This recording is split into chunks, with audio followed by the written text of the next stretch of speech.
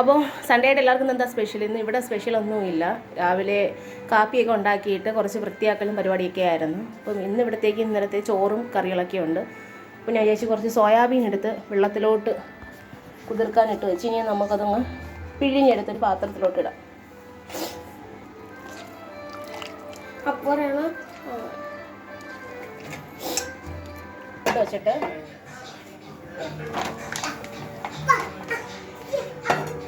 കുറച്ച് എണ്ണ ഒഴിക്കാം.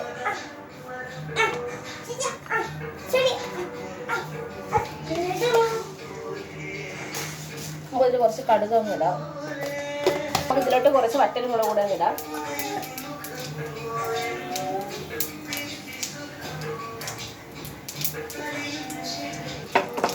കടുകൊക്കെ പൊട്ടി വന്നിട്ടുണ്ട്. നമുക്ക് ഇതിലോട്ട് കുറച്ച് സവാള ഇടാം. ഞാനിവിടെ ഇപ്പം കുറച്ച് ചെറിയ സോയാബീനാണ് എടുത്തേക്കുന്നത്. അപ്പം അത് നല്ലോണം വെള്ളത്തിയിട്ട് നല്ല കുതിർന്നതുകൊണ്ട് കൈ കൊണ്ടാണ് പൊടിച്ചിട്ടേക്കുന്നത്. ഞാൻ മിക്സിയിൽ ക്രഷ് ചെയ്തില്ല, വേണമെങ്കിൽ ക്രഷ് ചെയ്യാം.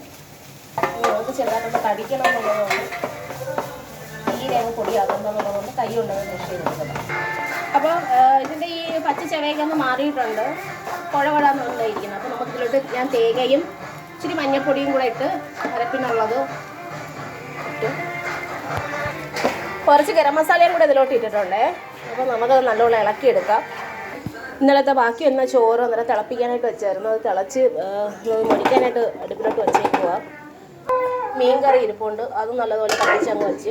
അപ്പോൾ നമ്മളെ തോരൻ ഇവിടെ റെഡി ആയിട്ടുണ്ട്. അപ്പം ഇത്രയേ ഉള്ളൂ ഞായറാഴ്ചത്തെ വിശേഷങ്ങളൊക്കെ. ഓക്കേ.